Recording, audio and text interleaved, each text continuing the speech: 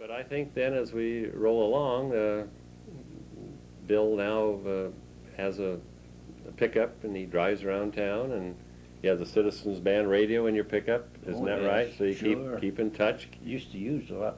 Yeah, stays right up with everything.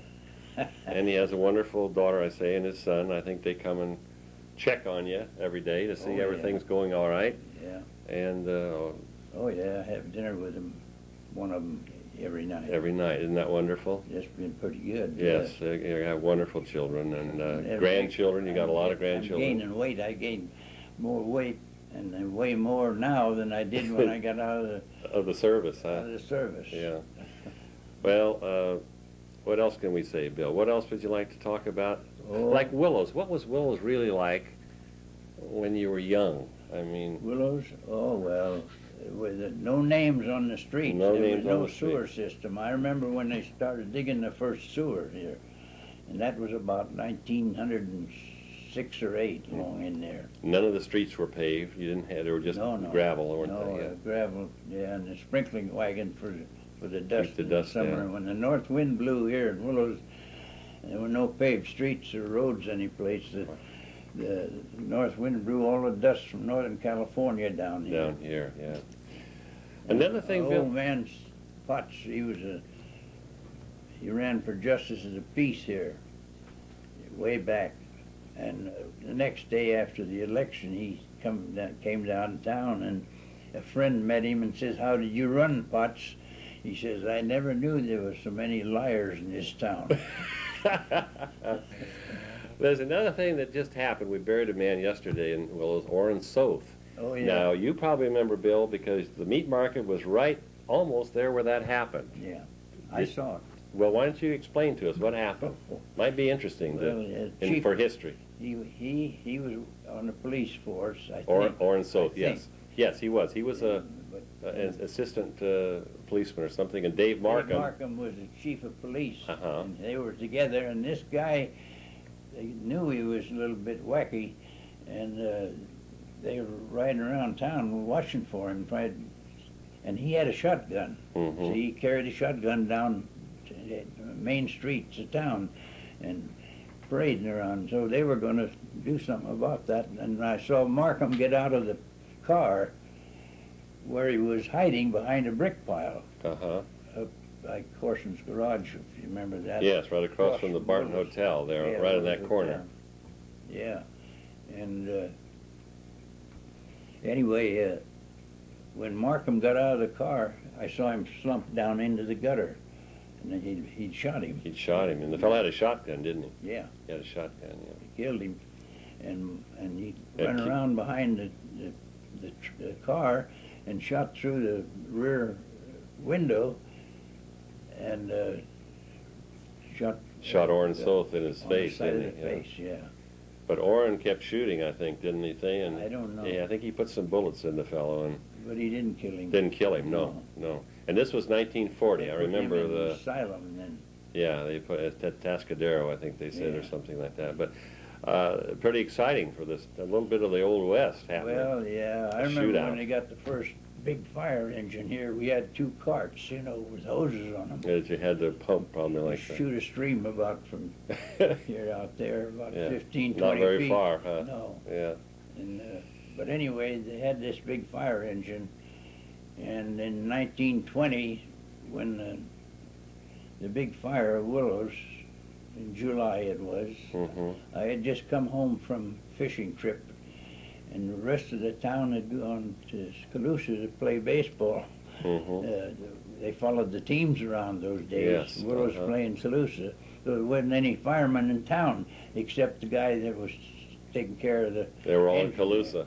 So I ran out, when I heard the siren, I ran out to see where it was, and it was so close, it was only a block away. And I ran over there, and he said, "You have to take a hose." I said, "I'm not a fireman." It doesn't make any difference. I had my new change of clothes on, Mhm. white pants and white shoes and a red silk shirt. Yeah. I remember that. Yeah. And It burned a lot of it the was town down, didn't it, Such a Bill? hot fire, you couldn't get close to it. You could save the buildings around it, Mhm. But Crawford Hotel burned too then. Hockheimer Stores, where it started, a department store, and across the street was a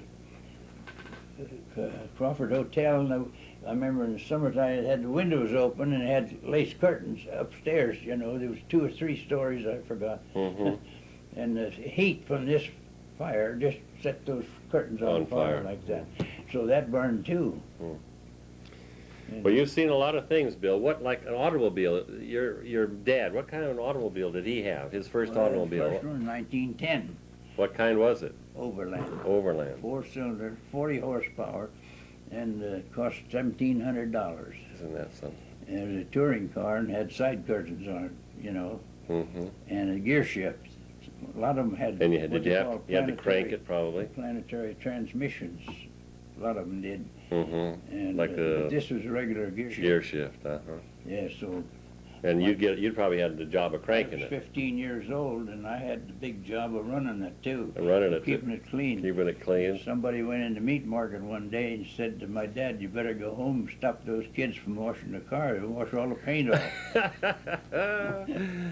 Well, that's something. Planetary transmission. What did you mean by planetary? Well, like automatic. Okay. Yeah. No. Kind of like the Model T with the pedals. Yeah.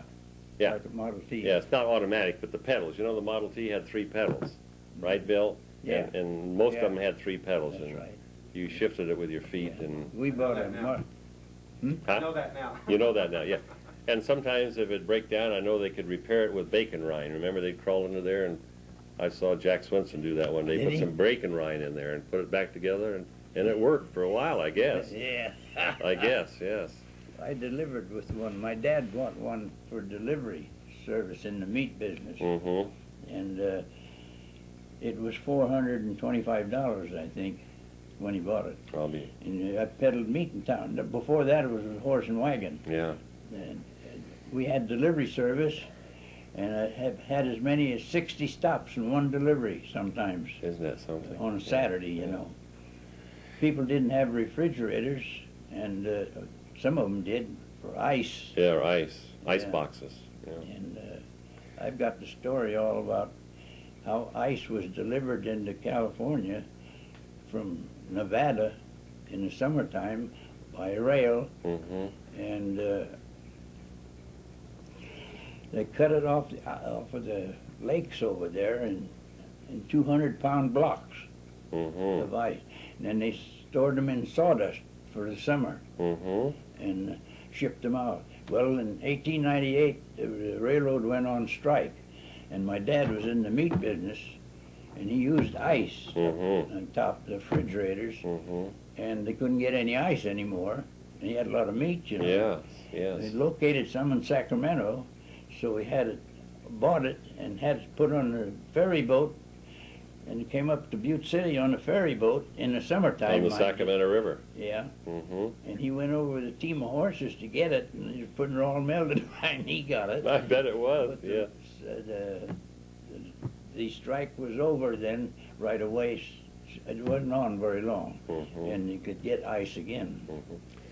Now, remember before, Bill, you said your dad loved to hunt. Now, he went and killed that buffalo. Didn't he go buffalo hunting, your dad? Yeah. And isn't that the buffalo that's hanging in the store downtown? Yeah. Yes, that's pretty wonderful. Well, there's a grizzly bear head. And the grizzly too, bear also. and a moose head, but it's a small moose. Now, where did he get those? Did he go? Canada. In 2 Canada. trips for the bear and moose. But the buffalo, he had to go to Salt Lake. There was a big island in Salt Lake of 40,000 acres. And the people had it leased from the government for many years, and the government asked them to give up the lease. And so they were sent, one of the bosses came to the meat market, and I was talking to him, and he wanted to sell us a quarter or a half or a whole buffalo for a novelty, you know. Yes. So my dad came in, and he said, well, couldn't I go and shoot the buffalo myself? Yeah, we'd be glad to have you. Yeah. So he took my mother and put her in a hotel in Salt Lake City, and he went over there, and he hunted 3 days for this buffalo, and he had an old 30-30 rifle, and he had to shoot 4 times to get it down. Yeah, big animals right But there. they took care of all that, and they gave him a nice horse to ride, and room and board, and everything. That's For a wonderful. fee, I think it was $250, and it included the buffalo. That's why you like to hunt so much. I suppose. Because Bill, I think, how many years did you hunt? You hunted. I know you always went up and you got your buck. I was 12 years old when I got the first shotgun. Mm-hmm. It was old double barrel. Mm-hmm. But and Bill has some exceptional movies of the deer up in the Coast Range years back. They were so plentiful, just thousands of deer. Oh yes. Yeah. And I made 2 trips up the open ridge where there was a concentration in the wintertime for deer, rut season they called it, you know. Mm-hmm. And I got acquainted with the Mel Barron was his name, was supervisor of the Forest Service, and it was during the war. I couldn't get any gas to ride up there, but I could ride with him. Right. And that's how he took me 2 times for pictures. Mm-hmm. I got 200 feet of film that way.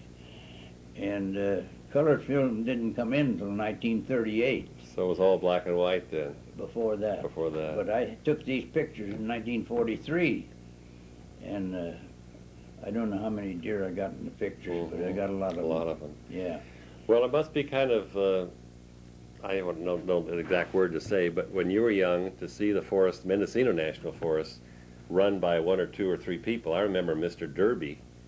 Remember, he was the head of, and I think there was not too many people that ran the entire forest. Well, I'll give you now the there's lots of people. I'll give you the lowdown on the Forest Service. My dad at that time, the meat market was on Walnut Street in a 2-story building, and it had the town hall upstairs. Mm-hmm. And he made office rooms out of it and got the Forest Service into it. 1911. That's when they came. And there were 3 people, the supervisor and a field man and a secretary. That's all.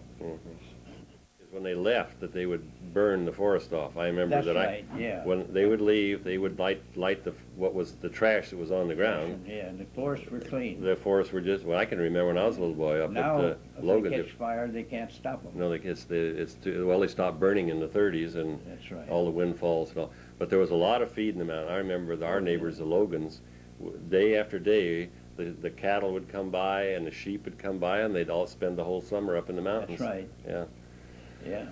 So things have changed. Is there anything else that we should talk about? I think we've covered a lot of territory. The first airplane, did you say what year was that when you? I was 25 in San Francisco World's Fair.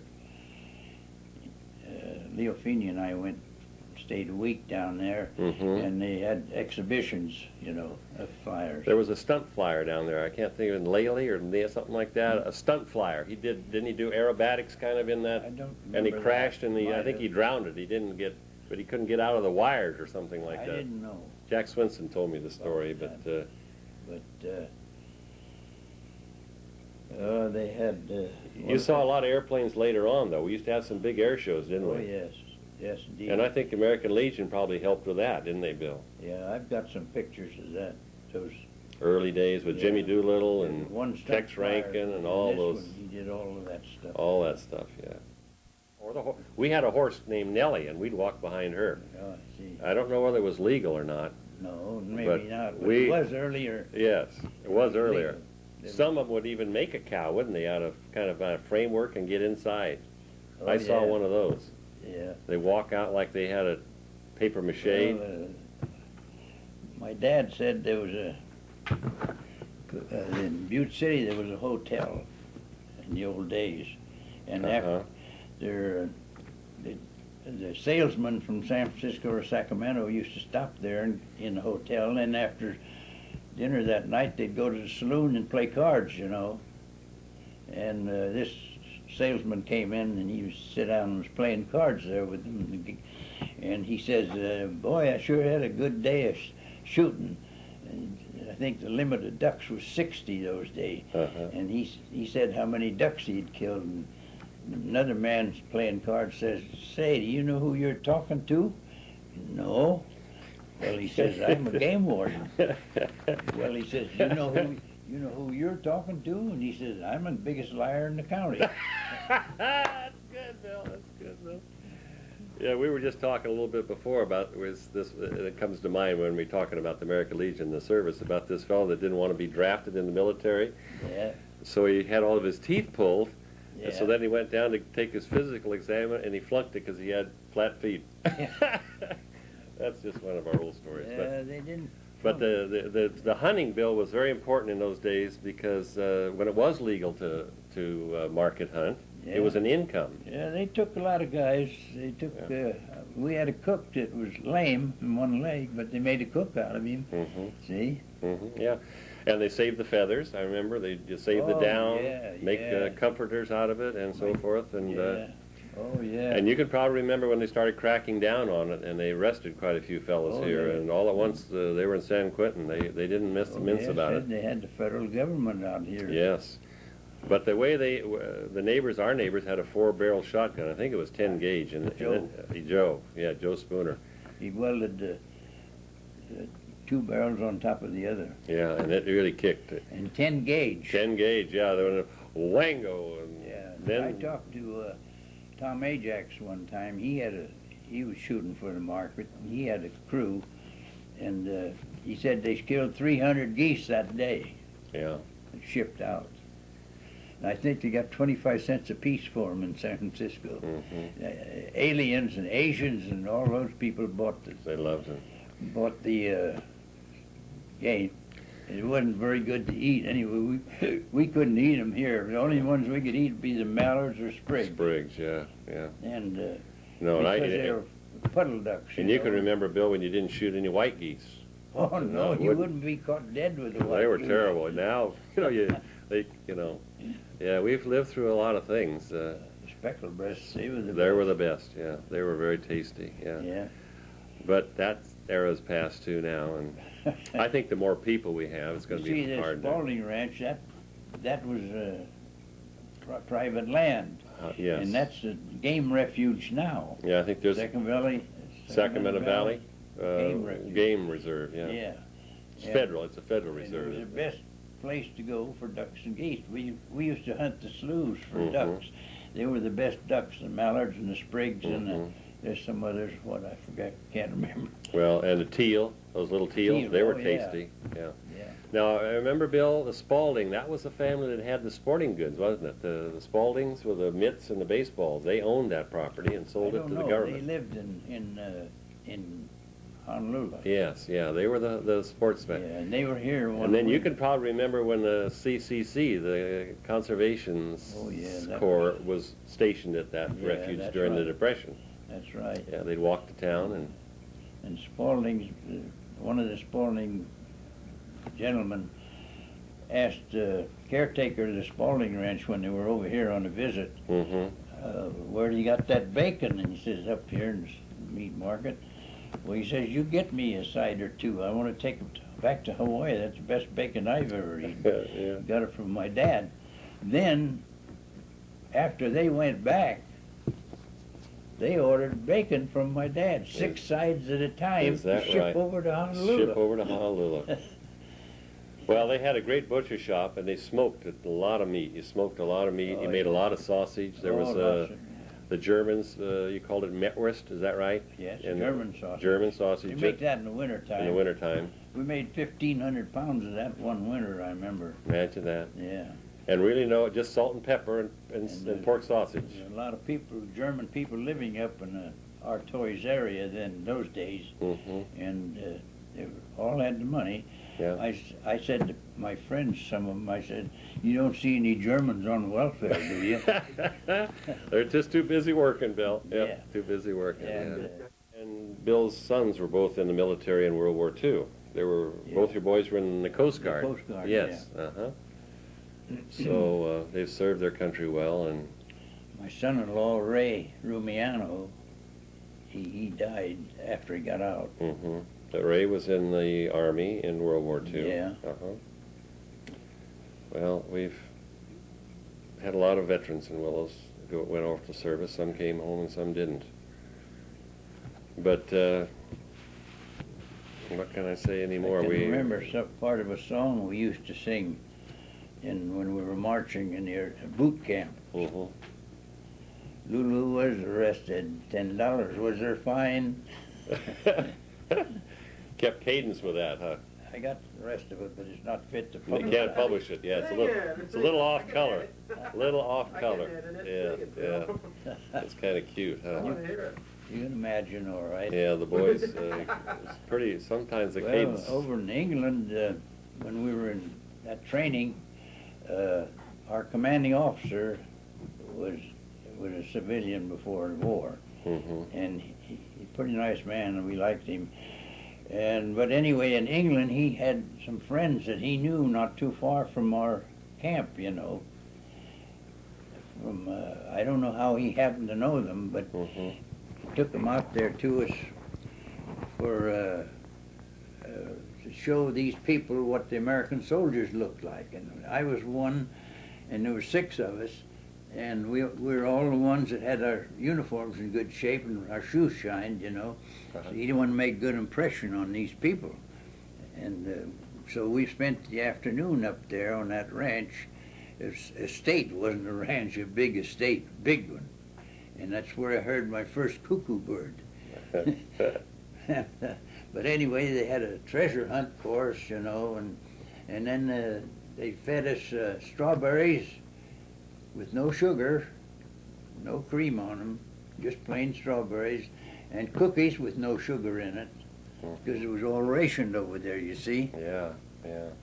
And so we had a nice afternoon. Good afternoon, yeah. He's lived an interesting life, and they fed a lot of people out of that butcher shop. How many years did you run the butcher shop? Well, we your 2 brothers, the 3 of you. 1963 we closed. I've been closed. retired 31 years. 31 years. A lot of people don't live that long. No, that's right, Bill. Well, that's my question. What do you attribute your good health to? You're in pretty good health for your age, being 99 next month. Well, I told you, I think that when I was about 35 years old, I guess it was, yeah, and I'd get sick at about 10 o'clock in the morning, you know, wasn't eating the right food. So I went to bacon and eggs for breakfast, and I didn't have that trouble anymore. So I stayed with him, and I haven't missed a day of eating bacon and eggs for breakfast since. That's 65 years ago. See? 65 years. So he's eating a lot of bacon and eggs. And honey. I think honey is honey? Very, You use a lot of honey. well, every morning. Every morning. You do. Yeah. And I knew of a man here in Willows that used to buy honey by the 5-gallon can. Now, did Oliver Hill get you to say this, or you just... He said Oliver Hill, the bee man. No, No, he didn't. No, There was maybe. Maybe, yeah. Well, I knew The dad, Oliver Hill. Oliver's I dad. knew his father, and I knew his father's father. They were all bee men, weren't His they? father used to run a stage, horses and wagon, from Butte City to Willows every day. See, he's just an encyclopedia of history of this town. And we had the Fruto railroad track put in here in the early days before my day, and they were going to harvest that timber in the mountains for lumber, you know. And Fruto's 18 miles out, and the train used to go out there every morning and come in every afternoon. And the first ride I ever had on a train was on the locomotive. That Going out thing. to Fruto, I was over there at the depot, and I said asked the engineer if I could have a ride, and he said, "Sure, get in." So I rode with the engineer up to put it up for night, a few blocks, you know. Yeah. That's wonderful, yes. And oh yeah. Yeah, it's too bad they tore the track out, Bill. Nowadays, you know, you could almost have people would come from miles around to ride a steam engine up to Fruto and back. Sure. Yeah, they crave things like that. Yeah. Trains are so important to a lot of people. A lot of cattle and sheep were shipped out of Fruto, you know, on the train too. But the lumber business didn't mature those days. But when the war came on now, this last war, World War II, then the lumber became in need all over the world, you know. And so then they harvested all this timber now, I guess. Yeah, I don't they know, put a maybe lot not of- all of it. Well, they put the mill in at Elk Creek, and they did a lot of business, Yeah. you know. They had a big mill up there. Big, yeah. So, you see, that changed.